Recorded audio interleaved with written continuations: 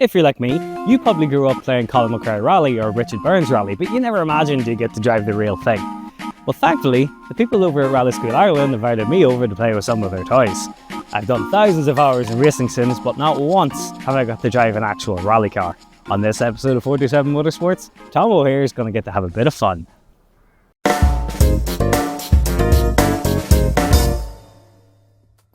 What I wanted to know was, does sim racing make you a better driver in real life? Because it would make it probably the only type of video game that would directly affect how you behave in the real world. First-person shooters aren't necessarily going to make you good at shooting, and football games aren't going to make you very good at playing football. But if you have a steering wheel setup, you might just become a better driver. Now, the school are no strangers to having sim racers. I mean, they helped Des Foley of GT Academy fame train for the big event. And quite often they have sim racers coming in trying to better their times. So I knew I would be in good hands when it came to David Smith from Rally School Ireland showing me around the track. And like in many sim racers where you have to go and get your licenses before you're allowed on the track, at Rally School you have to do on-track briefing. And luckily for me, it was in a Subaru wagon. Familiar territory. First time on one of these? Yeah, I've never been in an estate Subaru before. Yes, the first part of rally school is briefing. So you probably can't really hear me over the rally cars going around right now, but the first step is briefing, and they're going to drive us around, show us the track and get the hang of things. The skills that you can learn in this, if you take them and put them into the sim, you just automatically go quicker. Because the sim is really clever. Yes. The sim is cleverer than you are. Most things are. No, but it gives you. But then it's designed like that. So this hand feels what this wheel does. Okay. So you use this hand to feel what that wheel does. And you can feel what it's doing. You and her. But if you move your hands, it's not the same. Yeah. So this hand feels what that wheel does. So you start to learn a bit about car control and how the car works and how the whole system works, yeah? So in this corner we're going to have you wide approach in the bend, because this is a rally stage, so it's not like a racing circuit, so you have to really think about where your road position is. Tight leaving the bends, so then you've loads of room for fun stuff, so we can make room for the car to slide and drift and have fun, yeah? Okay. So braking and looking, where are you looking from me? I'm looking over there. You're pointing over there, but you're looking out there, yeah? Fair enough. Turn your head, look at me. Yeah. Yeah, to turn your head, yeah? You have to turn your head to see something, yeah? So this hand fails what that wheel does, and this one fails what this wheel does. More luck didn't help. If you're doing the handbrake front, you're doing it. Look over there, looking the handbrake hard. Drop her in the first gear. Hand up for the crowd. Don't forget. so it goes back a bit, Tom. Yeah. It's cool looking, yeah. It's very important. Okay. I've never done a handbrake from the passenger seat before. Look. You're doing the handbrake. It's nice and relaxed, so clutch is in early. Where are you looking? Where you want to go? The handbrake. Now first. Yeah. And the very important bit, Tom. That's the story, don't forget about that bit. Did you see me, but smokiness that you get from that. You can't put a price in that. There's some wand in it, to be fair. Where are you looking now? Looking to the corner and I'm ready for the wand. Turn, slide it. First gear now. And look here. Perfect. Cool, isn't it? I feel like a teenager again. Jerry's impressed with you. Look up there, fucking big Jerry's impressed with you, lad. Yeah, he's impressed with you. With the health and safety briefing done, it was finally my turn to get out on the track and to meet the first thing that I'd be driving. So, first on the list for today is this. Kind of going very hard straight away is the Mark II Escort. Now, the Mark II Escort is very famous in Ireland for rallying and across the world, I suppose, but the Irish have a very strong connection with the Mark II Escort. Back-wheel drive, low grip, very scary for a first time on the track, but let's see how it goes.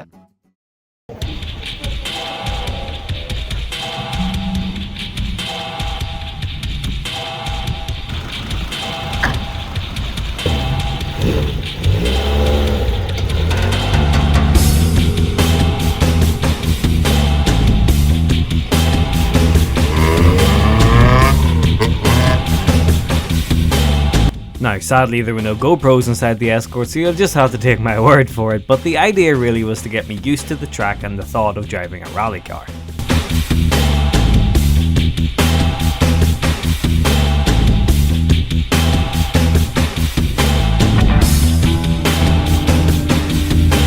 So, first time driving a rally car, what was it like? Very different than I expected. It's quite close to the simulator, don't get me wrong, but there's a lot more grip and slip that was into the instructor. you expect it to be one or the other, but it drives kind of exactly how I would tune a car in the sim racing. Very, very strange. It's not a lot of time to get used to a car, but after the first 3 or 4 laps, kind of like in a sim, kind of get a feeling for it. It's just so strange. There's a lot more fear. I think that's the part that's missing the most from sim racer versus the real thing. If I miss a braking point in that, I'm some man's escorts at the edge. Like it's not the same. I know it's a cliche to say, but you don't just press reset. So next up I'm driving the Subaru, which would be the most interesting thing, because obviously I drive one, so let's see how it goes. I'd be lying if I said I wasn't most excited about this one. In fact, I specifically asked if I could have a go on this one. This is an Impreza. Now, long-time viewers of the channel probably know I have a bit of a thing for Imprezas, and I have one myself, so I'm very curious to see how the rally car one compares to the road car one. Now, obviously this will be a lot faster, far better tyres, because I can't afford good tyres, and bucket seats and all the rest. So it will be a lot faster, but it should be a lot grippier, so in theory it should be an easier drive. Theory is nice in theory, but the reality is this thing is much more of a monster than my base spec wagon will ever be. So this should be the most interesting part, since I drive a Subaru every day, so I've never driven a rally prep one. I'm definitely not with a monster behind the wheel beside me. So Dumbo's been telling me all morning how brilliant he's going to be in the Subaru. He said he's just going to be pure class. He's just going to be unreal. He said there's nobody been here at the school as professional as me in the Subaru. I thought it was a wee bit cocky now, to be honest myself, but you're here. The truth will out. See how this goes.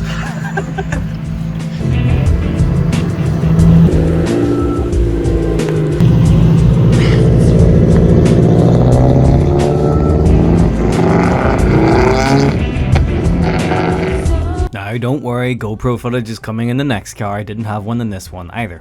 Now interestingly, the Subaru was actually the hardest thing to drive, and it felt the most detached from any of the simulators that I've done, which is very weird because you would think fairly modern car, 4-wheel drive, good and grippy, but no, it was very strange. Although I did have the added pressure of Shay being allowed in the camera car, which chased me at full speed around the track. A lot of fun, but yeah, I was kind of crapping myself a little bit, and I knew I was being watched, so I had to do a good job.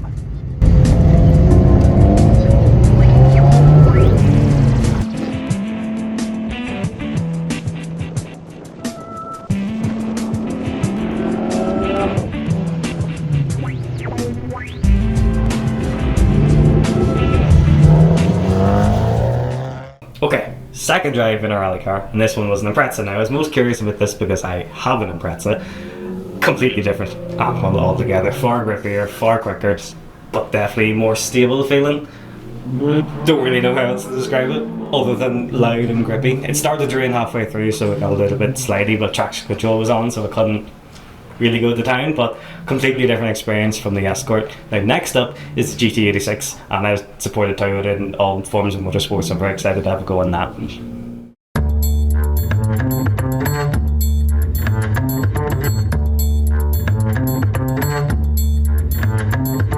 And for this one, it's going to be the GT86. Now I was really excited about driving this one too, because a friend of mine in America, part of the channel, Corey, you might see him on the live streams, he had one of these. I was really close to buying one at some stage. One of the only times I've ever went to a new car dealership and thought, do I? These are back-wheel drive. This is basically a modern interpretation of the Mark II Escort. It's trying to hark back to the olden days of simple two-seater rear-wheel drive sports cars. This one I'm going to try and have as much fun as I can. And finally, we have an onboard camera. Well, good man, how are you doing? Not so bad. I've always wanted to drive one of these. That's the job for today. Now you live your dream. I do a lot of sim racing and stuff, so I'm here to like make a video about is it actually how close and different it is and stuff. So In compared to sim racing? yeah, I made to embarrass myself really. No, but that's good. You know the difference? I can tell you we difference. This is real life. Big difference. And tell me the sim racing, what are you playing it?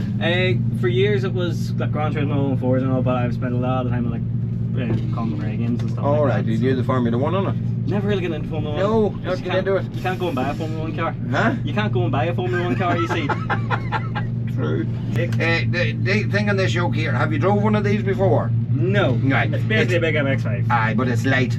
Is Yes. that alright? Yeah, So yeah. the key thing, and it's not me being smart with you, Tom, it's got to be smooth. Torn from any corner is 12 to 6. hold it, and then bring it back on the power. Now when you're giving it the power, try to feel in the power more so than floor. Yes. You're feeling it in the car will react a lot better for you anyway. Okay. Alright? What is this compared to the Escort driving style wise? What's this like compared to the Escort? There's a little more power. Okay. She's lighter on the rear. She turns in a wee bit better. Okay. So the key thing on it is not to be aggressive with the steer. Alright, smooth in, because you want the tail to come with you, and as soon as you get on the power you want it to go. Okay. Alright, good man. Whenever you're ready, away you go, Tomo.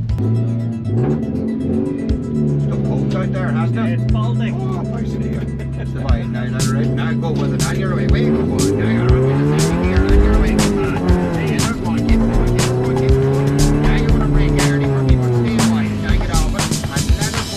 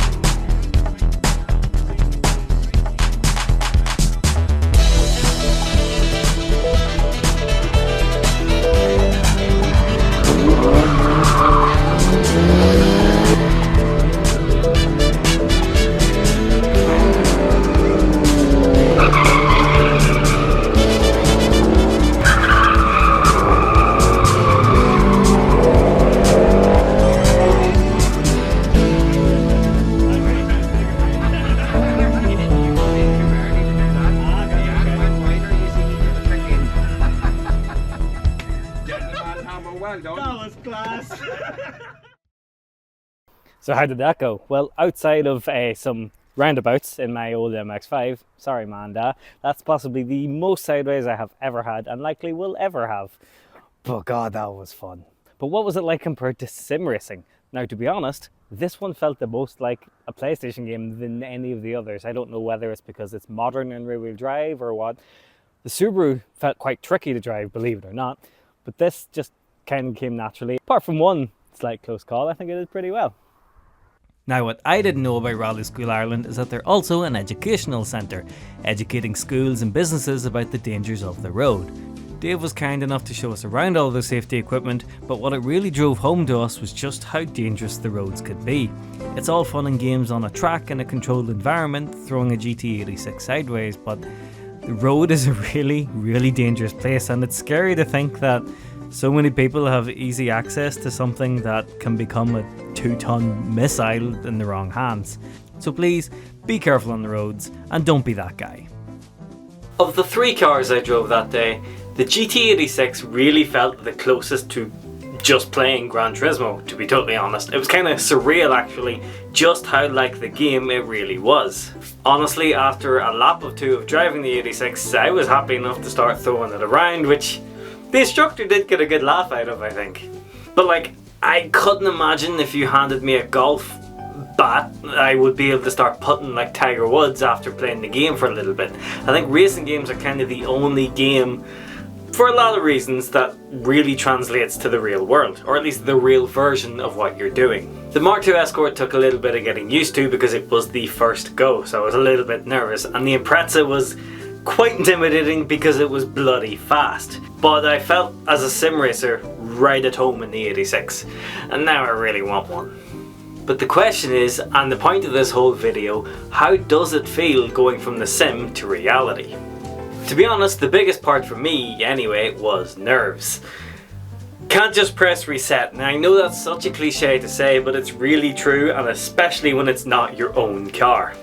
Which brings another thing into it that you don't really need to think about in the games, and that's mechanical sympathy. You can't really just start wrecking the thing like you can and dumping the clutch and thrashing it. You do need to care a little bit about the car you're driving. In the game, yeah, you might damage a gearbox or wreck some tires, but in real life, it can be a whole lot more and a whole lot more expensive. So to answer the question, yes, it really is quite simple to go from sim rig to the real thing. The hard part is the money. I'd like to give a huge shout out to the crew over at Rally School Ireland, especially thanks to Connor and Dave who got me down there, sorted the day out, let us have a go on the cars. It was honestly the best day I have ever had, and if you can, please go to your local rally school. Car enthusiasts as a whole are kind of dying out these days. We need to keep the spirit alive. My name is Tomo, this is 427 Motorsports. Thank you so much for watching and see you in the next one. Good luck.